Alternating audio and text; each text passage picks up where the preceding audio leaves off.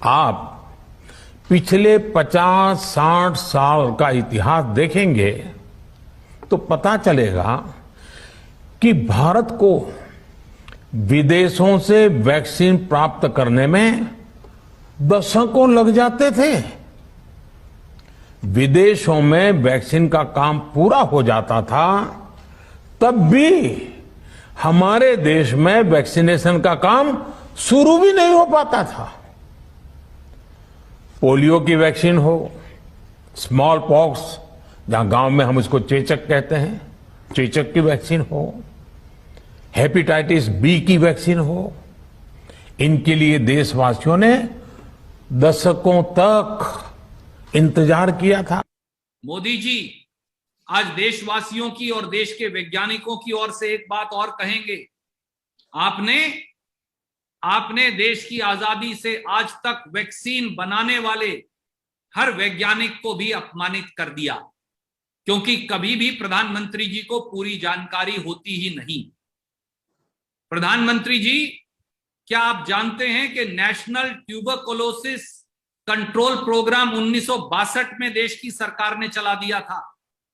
National smallpox eradication programme 1962 में चला दिया था। Immunisation as part of 20 point programme 20 सूत्री कार्यक्रम का हिस्सा 1975 में चला दिया था। राजीव गांधी जी ने यूनिवर्सल इम्यूनाइजेशन प्रोग्राम, जिसमें डीपीटी का टीका लगता है, 1985 में चला दिया था। और एक बात और जान लें कि ये देश स्मॉल पॉक्स यानी चेचक फ्री 1977 में हो गया था। लेप्रोसी यानी कुष्ठ रोग फ्री 2005 में हो गया था। पोलियो फ्री 2011 में हो गया था।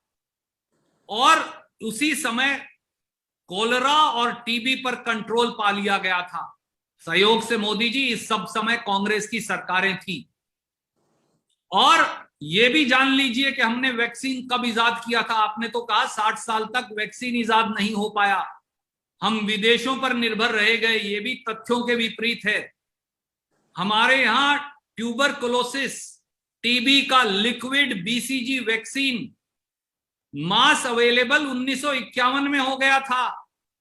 देश आजाद 1947 में हुआ। 26 जनवरी 1950 को संविधान बना। हमारी सरकार और वैज्ञानिकों ने 1951 में टीबी का वैक्सीन हर हिंदुस्तानी को अवेलेबल कर दिया था।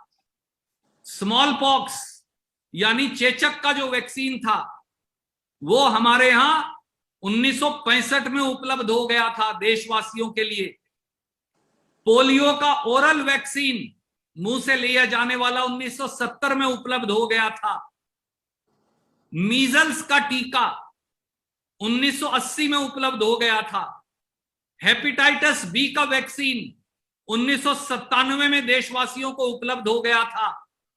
H1N1 नोवल वायरस, जो इसी तरह का वायरस है, उसका वैक्सीन 2009 में उपलब्ध करवा दिया गया था। ओरल कोलेरा का वैक्सीन 2010 में हमारे वैज्ञानिकों ने और सरकार ने उपलब्ध करवा दिया था। और जापानी बुखार का वैक्सीन 2012 में उपलब्ध करवा दिया था।